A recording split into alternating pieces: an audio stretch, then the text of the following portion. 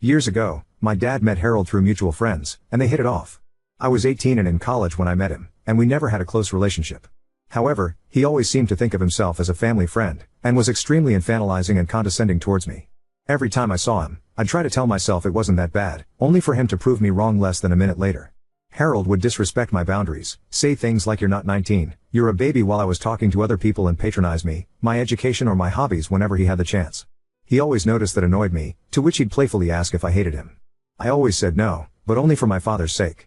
The final straw came the day Harold interrupted a barbecue to say, "I really like you, even though you're an impolite brat."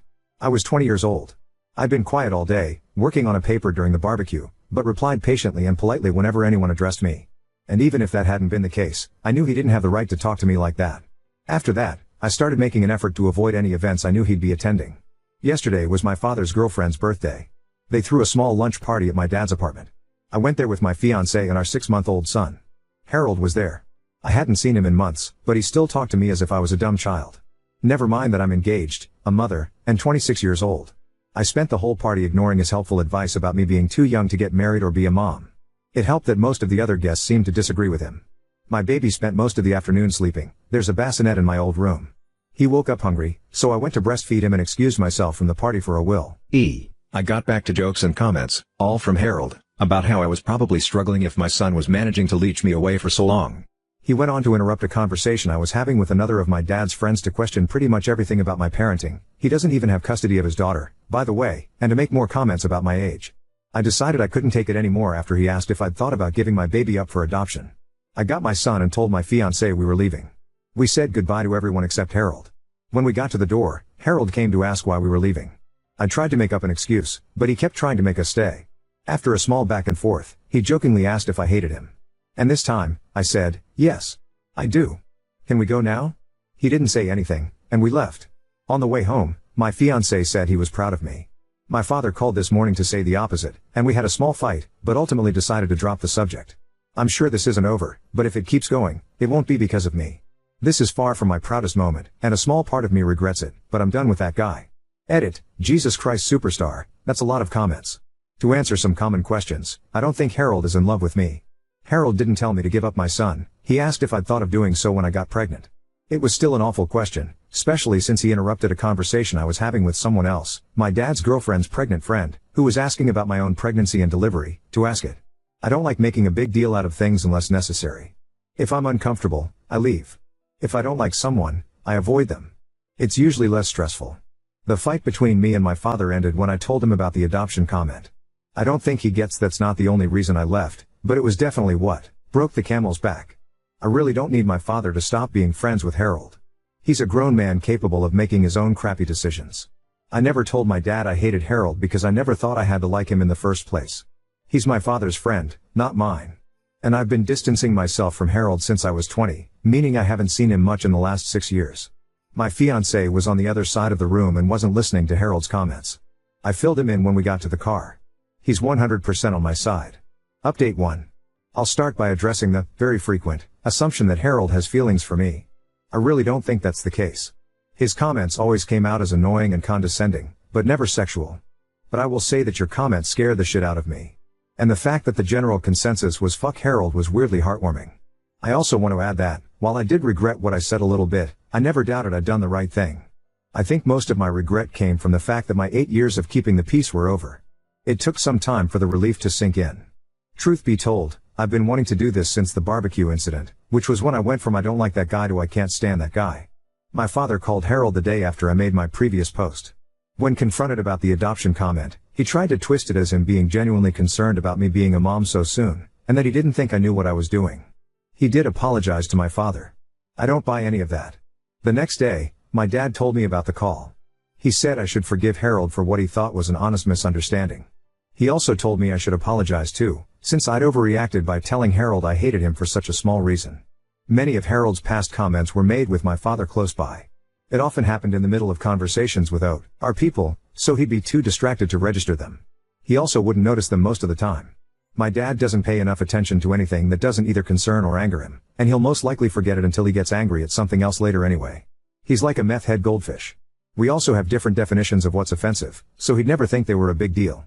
I told my father I wasn't exaggerating when I said I hated Harold, and that the adoption comment was far from being the only reason. I listed most of the condescending treatment and comments I could remember, including the ones from the party. He didn't remember any of them. I made it very clear that I'd hated Harold for years prior to the party, and that I had nothing to apologize for.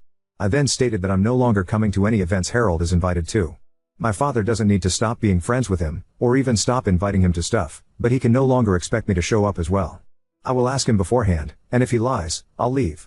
My father called me dramatic, but I pointed out that I've been avoiding Harold for 6 years now and no one even noticed, so it clearly wasn't a problem. I've only seen him a handful of times since the barbecue incident, and only twice for more than a few minutes, the lunch party last week and another party back when I was pregnant. It clearly didn't ruin my father's life. I'm not obliged to like his friends any more than he is to like mine. There was some back and forth, but he agreed to my terms. We spoke yesterday about something else, and he mentioned Harold was upset. I ignored that. I'm not going NC with my father. Yes, I'm very well aware he's an asshole, and I came really close to cutting ties with him in the last few years, but I ultimately decided it wouldn't really fix anything. Maintaining my relationship with him has gotten a lot easier since I moved out, as we only see each other a couple times a month. He gets frustrated that I don't call or text much, but doesn't complain about it anymore. I don't see the point in going NC with someone who no longer has any say in how I live my life. I'd rather just take note of what my father did wrong when I was growing up and then make sure to raise my own kid differently. He's on thin ice, though, and has been for some time. He's not allowed to babysit, mostly because I don't trust him to spend more than an hour alone with a baby without falling asleep on the couch. I began pushing for him to start doing therapy back when I got pregnant, and he finally got started back in June. His behavior around me and my younger sister, who still lives between our very divorced parents, has improved a lot since, and I've made it clear to him that he won't be allowed near my son if he stops attending. This is the first time in my life my father has improved his behavior. It's hard to be hopeful, but I'm trying. And if I ever do go NC with my father, it won't be because of fucking Harold. So that's it. Overall, I'm glad I don't have to deceive anyone anymore. My relationship with my father is rocky, but I won't dwell on it.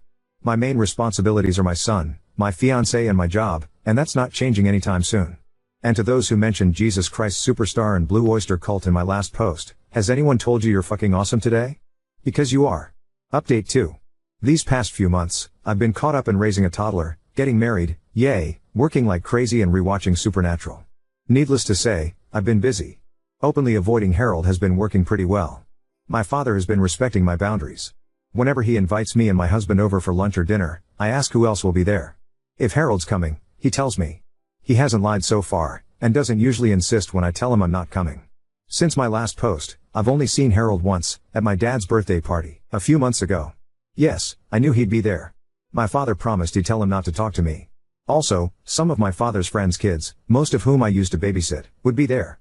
I hadn't seen them in a while, and I love them more than I hate Harold. I ended up spending most of the party with my son and the kids. Harold didn't talk to me at all, so I guess my father was true to his word. My husband and I did catch him staring at us a couple times, but I decided to ignore it. I caught my husband staring back once, and the walking marshmallow I married actually managed to look threatening.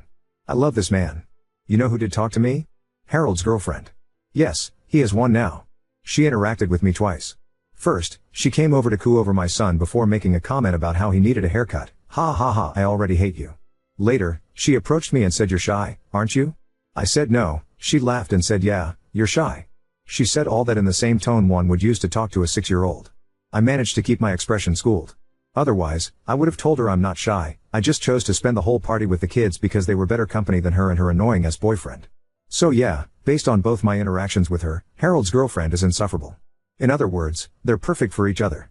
I don't have much else to add. My father broke up with the woman he was dating last year, long fucking story, and has a new girlfriend. She is not annoying or psychotic, and I actually really like her. They won't last a year. My relationship with my father is still not perfect, by the way, but it has improved. He's actually started apologizing to me a lot more often. I don't know whether it's the therapy or the fact that motherhood has apparently made me terrifying, but I'll take it. And I'll give credit where it's due, he's a very good grandfather. I'm also glad my father is respecting this Harold bound. Ari. I very much don't want this man in my life. Honestly, I'm pretty satisfied right now. My little boy is thriving. Part of me really misses the baby times, but I grow prouder and prouder every day. Getting to know my kid has been fantastic. Now on to second story. Discovered my neighbor's illegal shed blocking my property, now they're stalling and the city's doing nothing despite mounting fines and letters. My dad owns a vacant but desirable property in NY, neither of us currently reside there. He is passing the property along to me so I can build a house to live there. The property has been in my family since 1937. It took about $10,000 for him to get the title cleaned up with a lawyer. Last spring I had a survey done that showed the neighbor's shed encroaches on the property by about 7, setback is 12, so needs to move around 19 back. The neighbor even said to my surveyor that my dad should just sell him the land. With this encroachment my dad is unable to pass along a clean title to me, and without a clean title I'm not able to secure a home building loan. I was going to work with the neighbor to amicably remove the shed, but he swiftly blocked my number and didn't answer his door when I was in town last August. I looked into the town codes and the penalty for the violation is $100 a week. He also does not have a permit for the shed, which is necessary per the town's code of any structure over 120 square feet requiring a permit. Since I didn't live there I got the city involved. The building inspector told him to remove the shed from our property. Neighbor ignored and refused for about 5 months. Then the building inspector had the city attorney write him a letter in January giving him 60 days to respond. The inspector has not given us a copy of the letter. We've requested it multiple times now, so I'm unsure of what all was said in the letter. I've also requested that the inspector enforces the penalties as well as an injunction to padlock his shed for further use. Those requests were ignored as well. We didn't hear back for about 90 days from the neighbor after the attorney's letter, but he agreed to move the shed. Woohoo, right? He then said we need to get surveyors to pin where he should move his shed so he doesn't have to do it twice. We have 3 different surveys of the property, and there are pins at each corner. I called our surveyor and it would be $700 to mark where he should move the shed. I felt that I shouldn't be responsible for getting his shed into compliance. This is his violation and I've been patiently waiting and delaying an entire year. I don't care if he isn't within the full means of the 12 setback, he just needs it off my property to appease me at this point.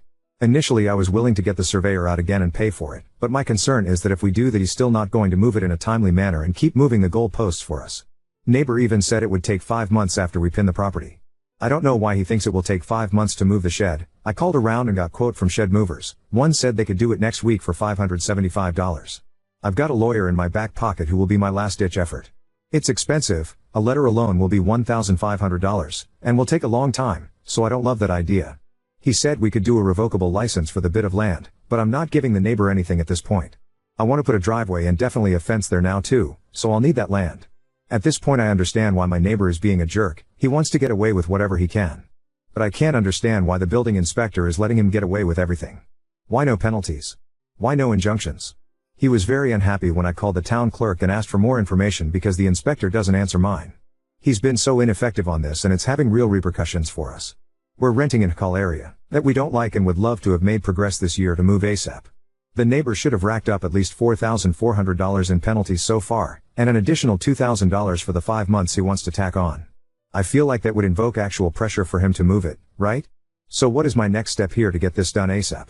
Is there someone above the inspector with the city that can help me with this? How can I get the town to actually enforce the movement of this shed and its penalties without being such wet noodles about it?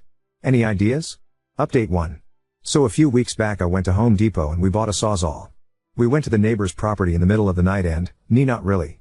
For all you burn it downers and Sawzall at Sayers, my attorney said by no means do anything like that. He said do not touch IT. In any way. Ever. So thank you to everyone for the solid and rational advice of talking to attorneys and, as frustrating as it is, utilizing our government resources as recounted below, so I escalated this with the town and bothered them to no end. I got all the way up to the town supervisor and he was very frustrated on my behalf. I told him I've been dealing with this situation for a year, that the neighbor has been told to move the shed by the inspector and town attorney, that I've already had 3 surveys of the land to prove the encroachment, and that the property is properly demarcated with pins. He asked why the building inspector was having yet another surveyor go out there and said he would just have someone measure where the shed needs to be moved using the survey. He says he will personally get involved in this and will give neighbor 1 week to get his shed moved. I get a call back with him later that day with a junior building inspector, taking direction from the senior inspector while he's out of town, on the line and womp womp, he totally changes his tune.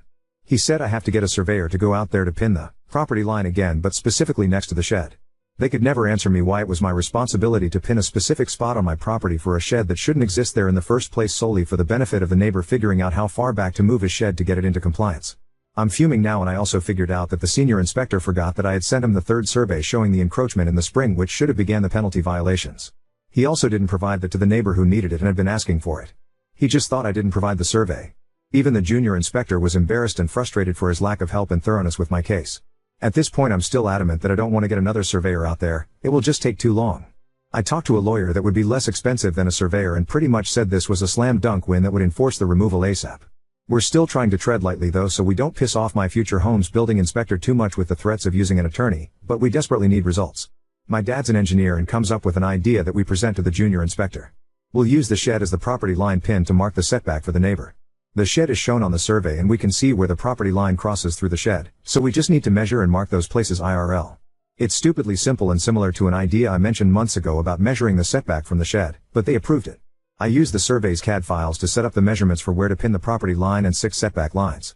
In my last post the setbacks were at 12 but changed at some point that month. Another piece of important information that the building inspector forgot to mention to me: when my dad and husband went out to go mark the shed using line of sight, they met up with the neighbor and he was so unbelievably nice.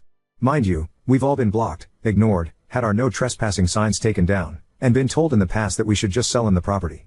Now he's making friends with my husband, giving him a tour of his house, talking Scotch, sharing contractor info with him, etc. I'm baffled hearing this and don't trust it but welcome it for the moment.